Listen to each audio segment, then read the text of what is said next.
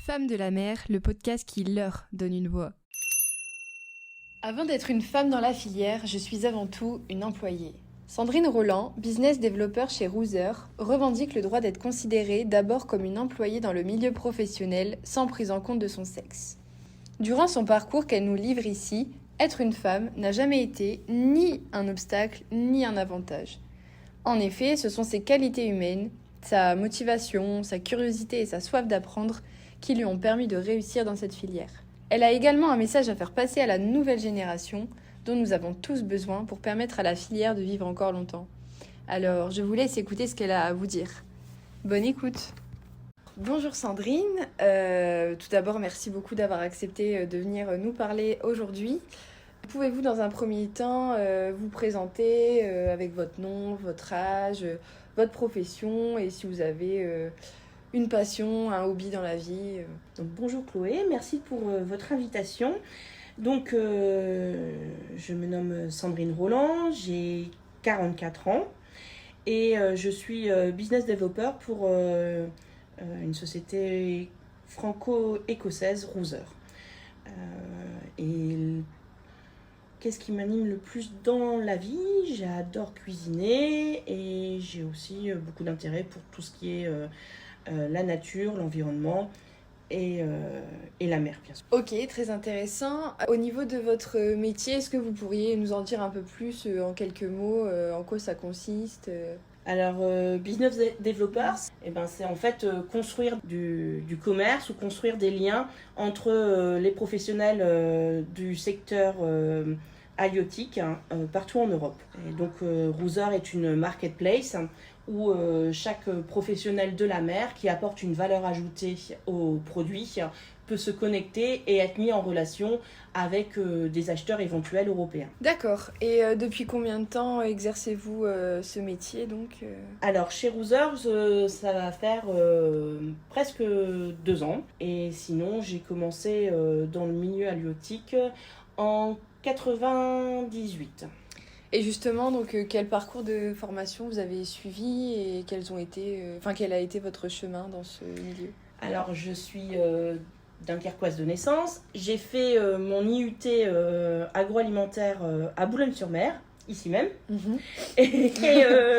Et donc, je suis sortie technicienne de laboratoire. J'ai fait des nombreux stages dans les labos et je me suis un petit peu ennuyée. Donc, je me suis spécialisée dans un BTS agricole commerce des produits de la mer en Bretagne, à Morlaix. Parce que tout simplement, lors des visites d'entreprise sur Boulogne, c'était essentiellement des visites du secteur halieutique. Et puis, étant une fille de la côte, le monde de la mer et le poisson, c'était un milieu où on est facilement, par lequel on était facilement attiré. Ouais. Donc, j'ai fait donc mon DUT à Boulogne, mon BTS en Bretagne. Et je suis je me suis tournée vers la grande distribution pendant 5 ans. Et je suis revenue sur Boulogne il y a 15 ans en tant qu'acheteuse-vendeuse matières premières. D'accord. Et donc, votre choix de parcours, ça s'est vraiment fait comme ça, parce que vous aviez déjà un intérêt pour cette filière-là, la mer En fait, c'est parce que pourquoi ce secteur, à vrai dire, je sais pas. Enfin, la mer le produit, les produits de la pêche, la mer, c'était toujours super intéressant. Et ce qui m'a intéressé aussi, c'est que quand vous travaillez dans le secteur halieutique, c'est jamais la même journée. Ouais. Et c'est ça que je recherchais. C'était vraiment un secteur dynamique avec des multifacettes.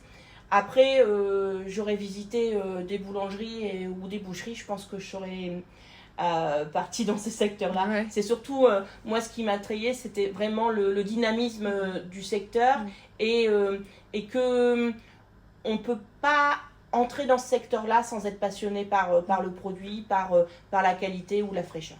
Ok. Et au niveau des réactions de votre entourage pour ce choix de la mer, comment ça s'est passé Ça s'est très bien passé. Non, franchement, j'ai eu aucun... aucune réflexion sur le fait de ce choix. Non, parce que c'était aussi pour moi l'occasion d'approfondir leurs connaissances aussi, parce que on connaît le poisson sur les étals, mais en fait très peu de personnes connaissent les différentes techniques de pêche, ou quand vous allez au supermarché, il y a 15 ans, il y a 20 ans, vous n'avez pas obligatoirement les saisons respectées, et tout ça, ça a permis d'enrichir toute la famille, je pense. C'est du partage en fait. Voilà. Ok. Et à ce niveau-là, donc quand vous avez choisi donc le DUT après le BTS, est-ce que vous êtes tout de suite senti bien dans ces études-là ? En fait, le BTS aquacole, commerce des produits de la mer, ça m'a mis en confiance, parce que j'ai rencontré beaucoup de professionnels lors des interventions externes et des visites.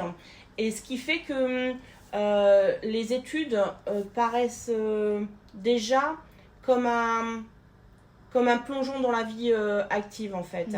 Et quand on arrive sur les premiers postes ou sur les stages, on n'est pas... en tout cas, moi, je ne me suis pas sentie perdue.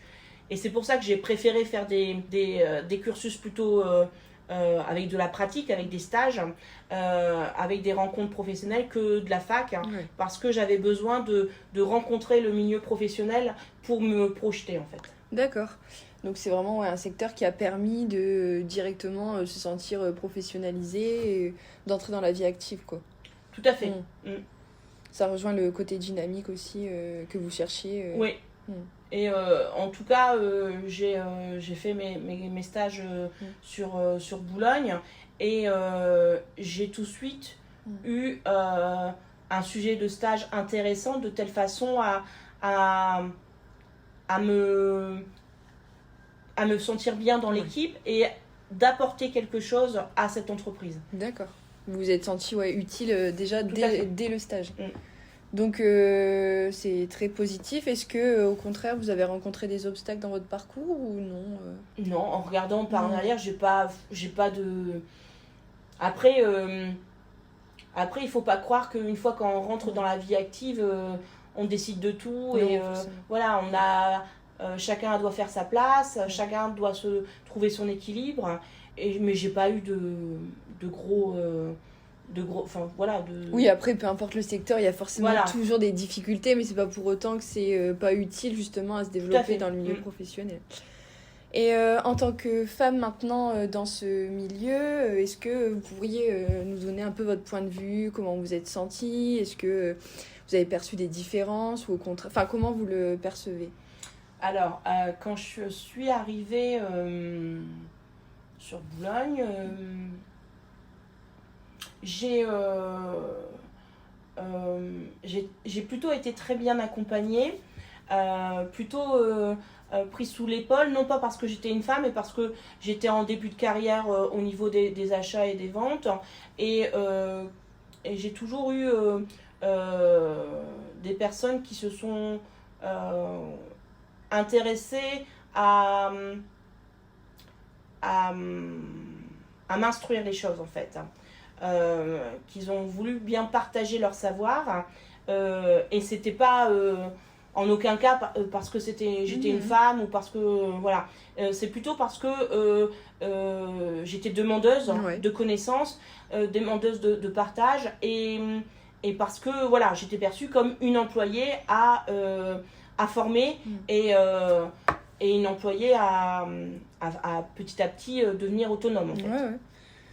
Très, très intéressant. Donc, vous avez rencontré des personnes qui étaient vraiment là pour vous en tant qu'employée avant qu'en tant que femme. Et donc, comme vous étiez motivée, demandeuse, vous avez reçu tout le bon traitement que vous méritiez d'avoir. Donc, ok. Et est-ce que vous pensez honnêtement que physiquement, une femme dans ce secteur soit désavantagée par rapport à un homme à travailler dans la filière ? Alors, sincèrement, et peut-être que d'autres femmes diront le contraire, mais pour avoir fait de la production, pour avoir aidé des gars à porter des coffres de criée, personnellement, je le ferai pas tous les jours. Donc, et puis il faut pas se leurrer, on n'est pas bâtis comme des hommes. C'est clair que non, je pense pas qu'une femme puisse décharger autant qu'un homme. Je pense que on a la capacité, on a sûrement la volonté de le faire, mais je pense pas que ça soit judicieux d'utiliser le genre féminin pour cet âge-là. Ok, et au-delà de ça, est-ce que vous avez subi des remarques justement en lien avec le fait que vous soyez une femme, des remarques sexistes ou des commentaires déplacés Sincèrement, non. Après, faut être réaliste. Quand vous venez bosser, vous venez pas non plus apprêter comme le dimanche. Et des remarques sexistes, vous en aurez toujours dans n'importe quel secteur. Maintenant, je pense que toute femme est largement respectée. Et en tout cas, si elle ne l'est pas, elle a le droit et le devoir de se faire respecter. Mais non, personnellement, j'ai jamais eu de réflexion.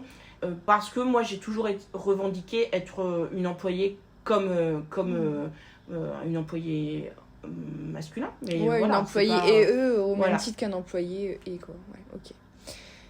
Justement, donc, comme vous avez vu quand même plusieurs types de métiers, est-ce que vous avez remarqué des changements au fur et à mesure de votre parcours professionnel à ce niveau-là, le traitement de la femme, la place de la femme Je dirais que depuis 15 ans, même si il reste encore très peu de femmes dans le secteur halieutique sur Boulogne, je trouve qu'on est de plus en plus, en tout cas, ce qui est très intéressant, c'est qu'on est de plus en plus à entrer et à rester, c'est-à-dire, moi ça fait quand même 15 ans que j'évolue sur Capécure, sur l'univers halieutique et sur la filière halieutique, et donc pour une personne qui est motivée, qui veut faire carrière dans cette filière, le genre n'est pas un obstacle. C'est il y a de plus en plus de femmes, et en tout cas il y a de plus en plus de femmes qui prennent des responsabilités, qui sont plus obligatoirement rattachées à des services administratifs mais qui sont aussi dans les achats de criées, à la gestion d'armement, pour des boîtes d'import-export. Voilà, la femme a complètement sa place. Après, la question c'est est-ce que les femmes connaissent toutes les possibilités qu'il y a sur la zone portuaire pour s'épanouir professionnellement. Et c'est ça aussi, c'est dans la communication qu'on fait de la filière halieutique, est-ce qu'on communique assez bien sur les différents postes qui pourraient être intéressants pour des femmes, pour des mères de famille, pour des jeunes filles qui veulent faire carrière. Quand vous voyez la publicité, quand vous voyez les communications, quand on parle de filière halieutique, on va penser marin, on va penser pêche, on va penser matin, on va penser criée, on va penser froid, on va penser atelier de production. Mais à côté de ça, il y a plein d'autres choses. Il y a de l'administratif, il y a du service qualité, il y a de la logistique, il y a des douanes, il y a de l'import-export, il y a des contrôles, il y a tout ce qui est sanitaire et vétérinaire, il y a le côté législatif aussi qui peut être intéressant. Donc tout ça, je pense que si la filière halieutique veut intéresser des femmes, ou même des jeunes hommes qui ne veulent pas obligatoirement se lever à 5 heures, être dans le froid et et travailler dans la production. Je pense que ces métiers-là, c'est ces métiers-là qui doivent donner un élan à cette population qui ne perçoivent que des métiers entre guillemets durs. Physiquement difficiles. Ouais. Ouais. Donc pour vous, le dialogue, la communication, c'est très important, mais c'est important de bien le faire et de montrer tous les champs des possibles aux jeunes, que ce soit des filles ou des garçons. Exactement. Ouais. Et ma dernière question, du coup, ce serait si vous étiez amené à parler à une classe d'enfants, de jeunes enfants, comment vous valoriseriez justement cette filière halieutique pour donner envie d'aller dans ce secteur et qu'importe le genre des enfants. Je pense que la filière halieutique, elle se prend, elle est en cours de changement. Elle subit déjà depuis quelques années, mais là, un changement, une transformation très profonde va se produire à cause de la ressource qui se fait de plus en plus rare et qui va être très compliquée à garder en bonnes conditions. Et donc le discours que j'aurai face à des enfants, c'est la filière halieutique, c'est pas simplement la production pour gagner de l'argent, de la pêche pour de plus en plus pêcher pour avoir de l'argent. Justement, c'est tout sauf ça maintenant. Et c'est valoriser un produit, valoriser un savoir-faire et valoriser une pêche française pour justement pérenniser ces métiers et pérenniser la ressource. On ne peut pas maintenant entrer en filière halieutique si on n'a pas un côté respect de l'écologie, respect de l'environnement. On ne peut pas entrer en filière halieutique sans penser à demain et je pense que la nouvelle génération va nous aider sur ce sujet parce qu'ils sont sûrement beaucoup plus impactés que nous il y a 20 ans sur le respect de la filière, le respect de la ressource. Et je pense que c'est ça qui est intéressant dans cette filière, c'est que oui, on est en chamboulement, mais on a justement besoin de jeunes motivés pour réinventer cette filière, réinventer les circuits et respecter cette économie et respecter la ressource. Et cette jeunesse va avoir obligatoirement besoin de connaissances économiques, de connaissances politiques, parce que maintenant la filière halieutique est très tenue par la politique de l'Europe et l'économie face au Brexit, les quotas, tout ça, on ne peut plus faire de commerce sans prendre en compte ces différentes facettes. Très riche et oui, donc on retiendra bien ça pour le mot de la fin, c'est que pour s'engager dans la filière, il faut penser aussi sur le long terme, il faut penser à demain. Et que c'est justement par l'inculcation de ces valeurs aux jeunes qu'on peut réussir à faire que cette filière vive encore longtemps et dans le respect de ses ressources et de ce qu'elle est en fait. Exactement. Écoutez, merci beaucoup Sandrine, c'était très riche et n'hésitez pas donc à nous dire ce que vous en avez pensé, n'hésitez pas à discuter des arguments dont Sandrine nous a fait part et on vous dit à bientôt sur le podcast.